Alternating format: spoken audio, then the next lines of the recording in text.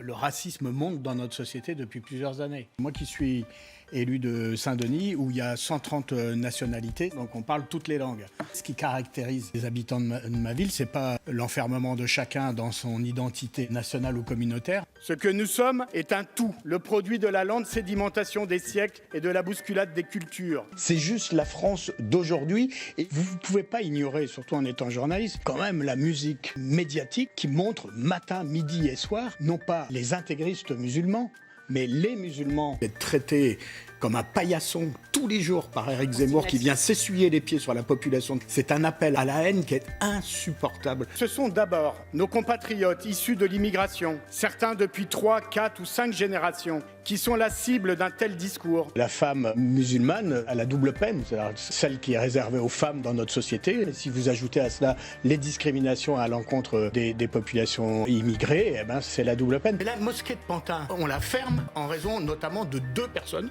Le président de la mosquée et un des imams. Et il y a 1400 fidèles. Quand il y a un curé pédophile dans un diocèse, on ne ferme pas le diocèse. Et donc il y a un malaise. Mettez-vous à la place d'un jeune, d'un quartier populaire de Saint-Denis, par exemple. La discrimination au faciès ou au nom ou à l'adresse, elle se manifeste quotidiennement de multiples manières. Comment vous pouvez justifier que le même jeune se fasse contrôler 10 fois dans la même soirée? Il n'y a pas d'abord des territoires perdus de la République. Comprenez qu'il y a d'abord des territoires que la République abandonne. Parce que la devise de la République, liberté, égalité, fraternité, la meilleure façon d'y faire adhérer, c'est de la faire vivre au quotidien. Ça ne peut pas être valable seulement quand on regarde un match de l'équipe de foot au Stade de France, ça doit être valable dans tous les actes de la vie. Voyez à quel point la France qui se lève tôt est une France métissée. Tendez-lui la main plutôt que de la pointer du doigt. Réparez la rupture d'égalité républicaine. Plutôt que d'essayer de créer des fantasmes ou de fracturer un peu plus notre pays, il faut essayer de le rassembler